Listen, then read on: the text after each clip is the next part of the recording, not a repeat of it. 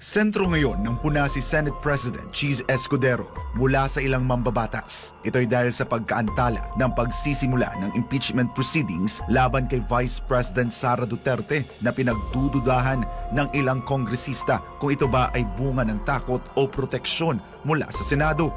Pero ayon kay VP Sara, hindi siya naniniwalang natatakot o pinoprotektahan siya ni Escudero. Sa halip, may nakikita umano siyang mga procedural lapses sa proseso. Tungkol naman sa posibilidad na maitawid sa 20th Congress ang impeachment proceedings, sinabi ng Vice Presidente na isa rin ito sa kanilang kinu-question.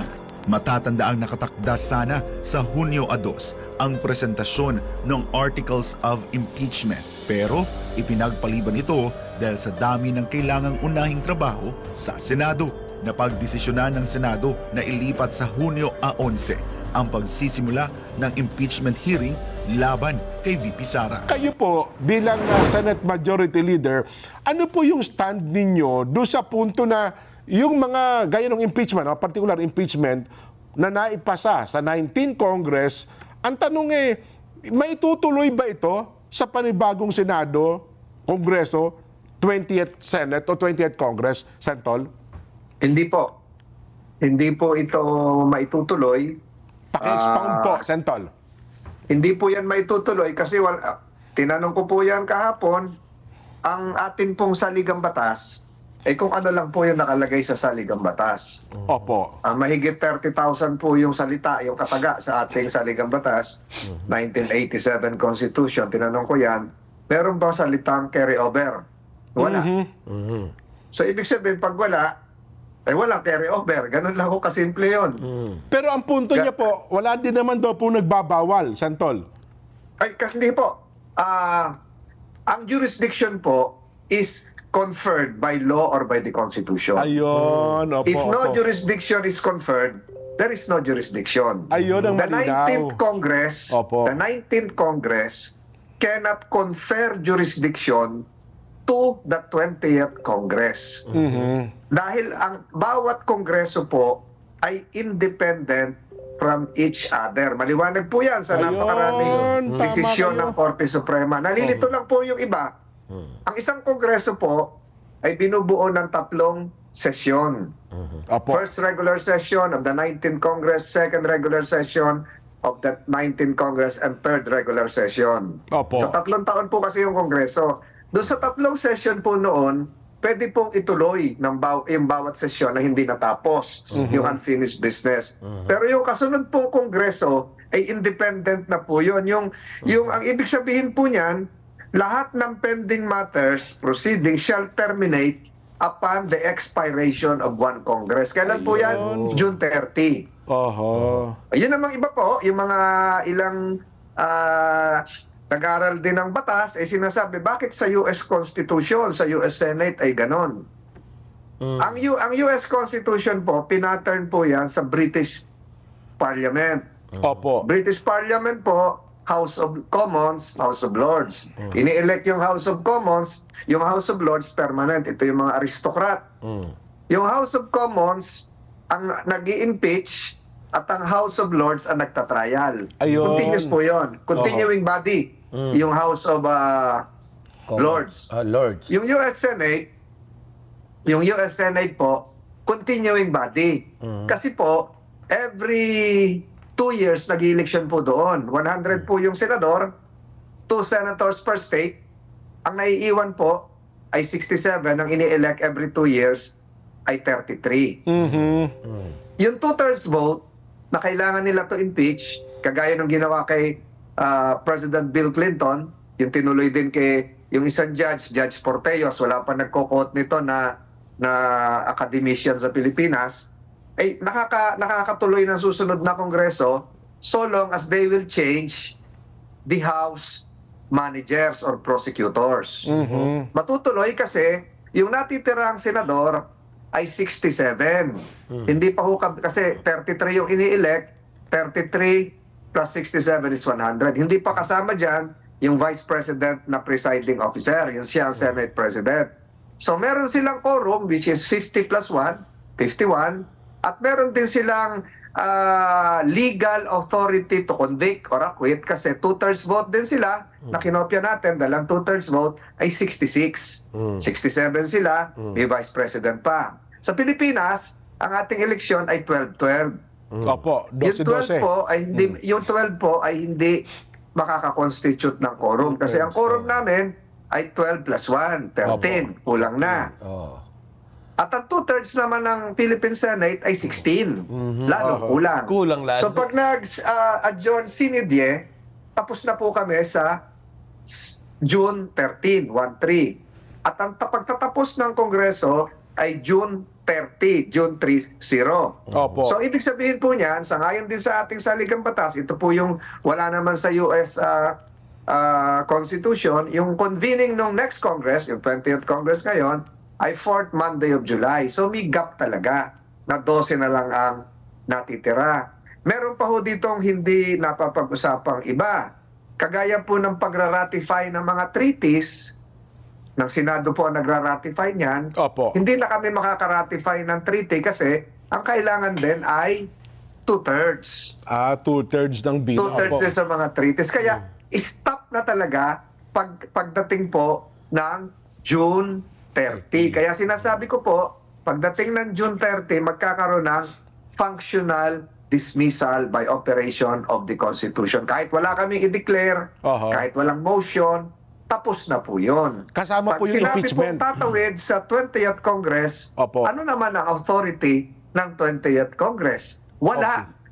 Kasi po, stop na rin yung authority ng panel of prosecutors. Nag-terminate na nga yung Oo. kanila ring term. Kailangan i-reappoint po sila. At meron tayong isang provision na wala sa saligang batas ng Amerika, yung you cannot file a case against the same respondent within a period of 1 year. Wala po nun sa Constitution ng Amerika. At wala din yung salitang forthwith sa saligang batas ng Amerika. Mas kakaunti po ang salita, ang word sa American Constitution, at mas marami po tayong salita. Sa dalawang saligang batas, wala pong salitang, lalo sa atin, wala pong salitang carryover. So, Ayun. Sentol, dahil sa ngayon ang dami agam-agam at maraming nakabitin ng mga katanungan sa isipan ng ating mga manonood. Do po, ano po ang aasahan ng ating mga kababayan pagkarating ng June 30? Pagdating po ng June 30 at hindi po ito tapos, dismiss na po yon.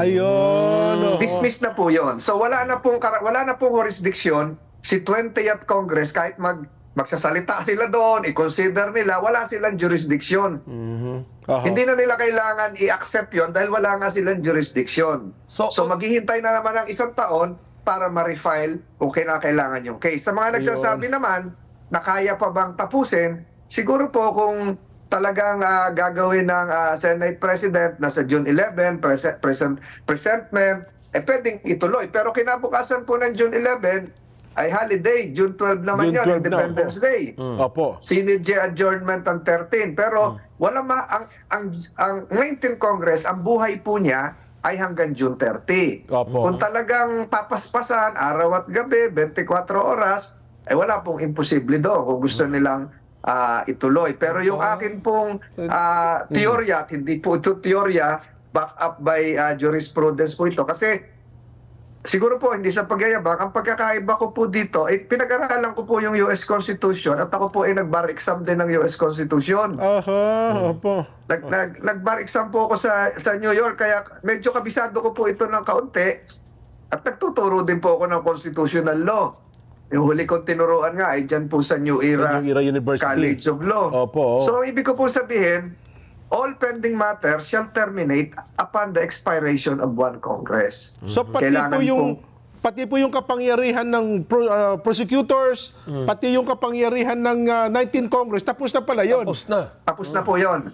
Kaya Yun kahit po. po yung Bill Clinton case, yung Trump case, nag-reappoint po sila ng bagong mga prosecutors. Oho. Subalit nag-carry over sila sa US Senate kasi nga doon sa mga pinaliwanag ko kanina. Dalawa lang po ang na-impeach pa sa US Senate, si President Andrew Jackson at si President Bill Clinton. Although na-filean din ang case si President Trump. Opo. Sa lahat-lahat po, ay kasama yung mga judges sa US, ay 19 pa lang ho lahat yan.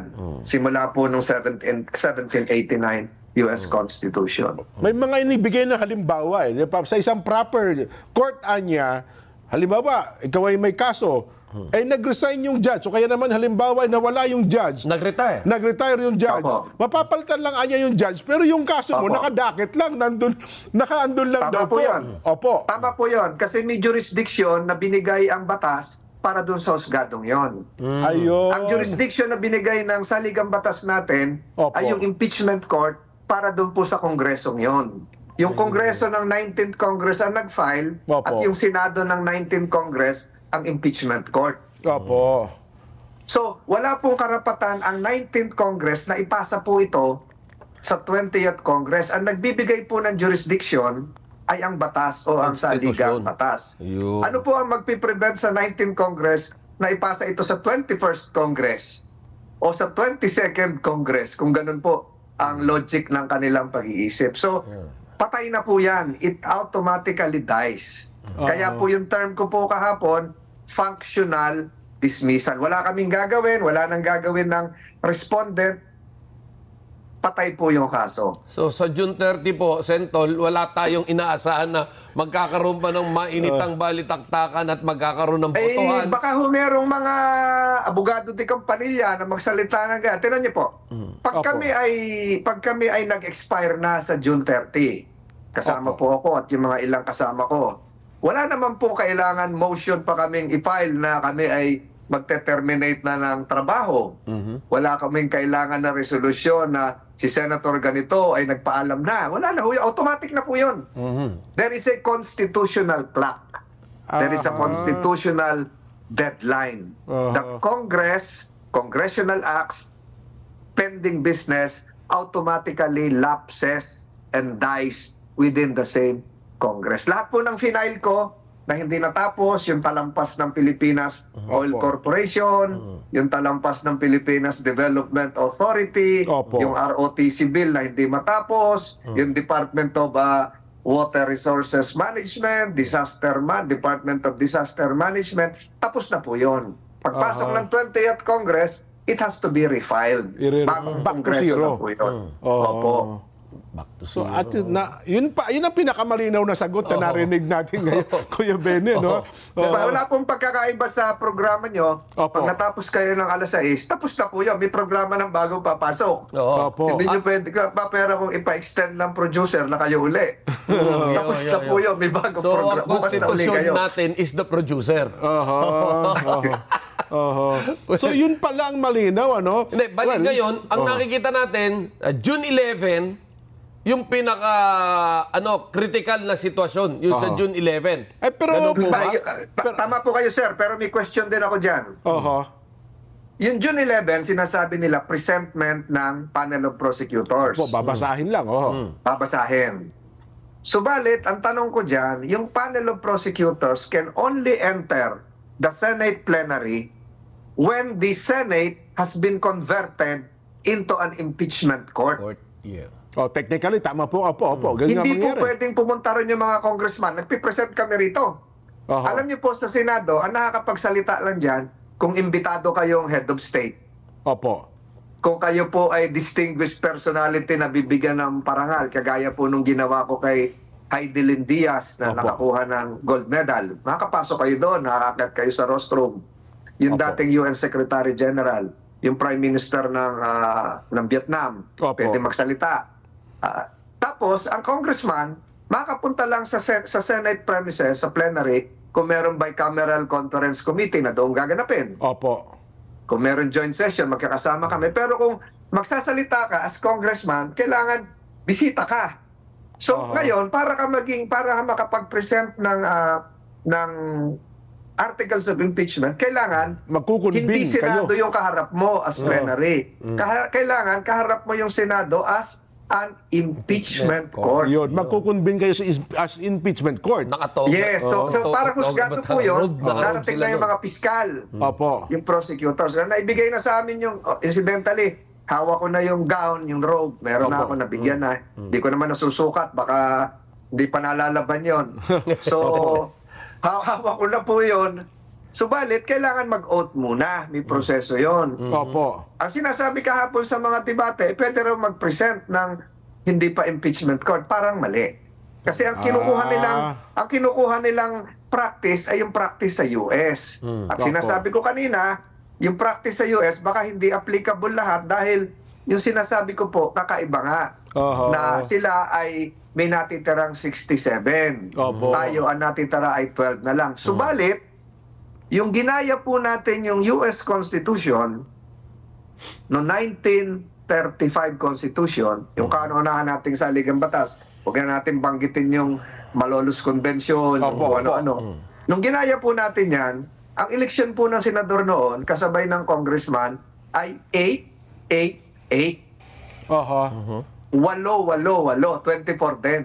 Bawat eleksyon, 8 i-elect. Kaya may naiiwang senador noong 1935 na 16. 16, 8-8. Na merong quorum dahil 13 ang quorum at sufficient to convict or acquit. Oho. Na bago po yan ang mga susunod na saligang batas. Yung po yun. Kaya yung mga jurisprudence na sinasabing continuing ay base po yun doon. Halimbawa yung Arnold case, Arnaldo versus Arnold, ay base po doon sa 1935 Constitution na ang eleksyon natin ay 8-8-8. Eh ngayon, ang eleksyon natin, 12-12 every 3 years. Oho. 12 senador. Kaya... Dati po, 8-8 lang. Tingko 8. Oho. So doon sa punto na ang sabi nila, ang Senado ay continuing body. Tama, continuing body, pero wala kayong, hindi Continuing majority. body po yun, pwede pong magpasweldo, pwede pong maintain yung administrative functions, pero hindi po continuing business. Hindi. Magkaiba po yun. Yung sa US po, continuing body plus continuing business. Wala kaming continuing business. Kaya minamadali po ngayon yung mga kino-confirm ng CA, Commission on Appointments, kasi mati-dissolve na kami, mate-terminate kami automatically by June 30. Kaya pala yung kahapon na inaapila ng mga kasama yung senador na mabasa at mabasahin na yung pinangako batay sa kalendaryo, sabi ni Senate President Chis Escudero, ay na-move sapagkat may kapangyarihan na pala Senate President na i-move yung kalendaryo at hindi nga po kayo nag-convene as senator judges at impeachment court, kaya hindi rin po pinayagan na basahin yung articles of impeachment kahapon Medyo po. may question din po doon kasi yung salitang forthwith, immediately, na wala naman sa US Constitution. Oho. Dito sa harapan ko po siguro 4 ang kopya ko ng US Constitution dito na maluma-luma na. Opo. Nandito po lahat yan. Pero sa US Constitution na mas kakaunti ang salita na walang 2,000 words, ay makikita po natin na wala din yung mga carry-over. Lalo na sa atin, wala yung carry-over. So isa kong malinaw na bagay dito, pagdating ng June 30, dead ang impeachment against BP Inday Sara. Dead po yan, pero nakikinita ko po dyan. Opo. Siyempre may magsasalita, ako nakapag-issue na ng statement. Pagpasok po ng 20th Congress to formalize, meron din siguro, nothing would prevent the 20th Congress from adopting a resolution. Subalit, hindi po sila basta-basta pwedeng magbutuhan to determine whether they have a jurisdiction. Alam niyo po kung bakit? Opo. To do that would also be an exercise of jurisdiction. Wala nga silang jurisdiction eh. Wala nga jurisdiction, ba't ka magsasalita pa? May jurisdiction ba tayo? Magbotohan tayo, gano'n. Wala nga natin jurisdiction eh. Di ba? So lahat po yan ay magiging violation ng Constitution. But nothing can prevent them from issuing a declaration para matapos na. Just like the 19th Congress, kahit po hindi kami mag-issue ng declaration sa 30 o sa 13, June 13, ay automatic na po yun. Automatic na. Pero mas maganda rin, may formal declaration. Kaya po yung ginawa ko po kahapon for documentary purposes sa mga mag-aaral ng batas, pag umakyat ng Supreme Court, yun na po yung nilatag po ni Senator Tolentino. Ayun. So, sana, wish ko lang, Kuya Benny, may nakikinig sanang magiging senador sa 20th Congress para, bakit nasa minute naman po ninyo, no? Nasa minute po ninyo yan, at saka sa linaw ng paliwanag ninyo ngayon, Santol, ay pwede nga, tama, gagamitin ito sa pagpasok ng 20th Yes. Congress. Naniniwala po ako na Oo. yung mga sinabi ko po kahapon, hindi sa pagbubuhat ng sariling bangko, ay gagamitin ng mga bagong senador. Opo. Kung nakikinig si Senator-elect Marcoleta, ay binibigay ko na po sa kanya yung mga footnotes ko Opo. para gamitin lahat yun. Oho. So, kung dead na yung impeachment, technically, kung tatanggapin natin po yung argumento po ninyo, yun naman ang binabanggit ninyo ang tama, next year na, kung talagang gusto nilang i-push ang impeachment against BP Inday Sara. February 5 uli next year. Sa February 5 pala ang patak yung day 1. Opo, yun po yung deadline eh. Yun po yung constitutional clock nagsimula nung final po yung case. February 5, 2025. Opo. Oho, kasi nandun parang may pagtatalo pa kasi di ba nauna, dalawa, pangatlo, pang-apat ata. Yung nauna kasi hindi nila tinanggap eh. Hindi agad, kumbaga hindi inaktuhan. Itong huli lang ang ano po dyan, ang time po dyan ay kung kailan nakarating sa Senado.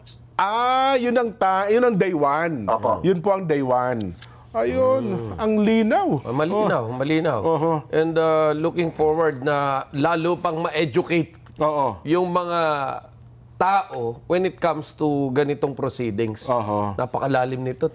Kasi Talagang kaya kailangan natin ng isang sentol talaga sa Opo. Senado eh. Papahinga muna ho ako. Magpapahinga muna ako at para nakikita ko, wala na kayong kape dyan. Makikikape na lang ako sa inyo balang araw dyan. Dito kayo. Balik na ho kay Rito. Balik muna kay Rito.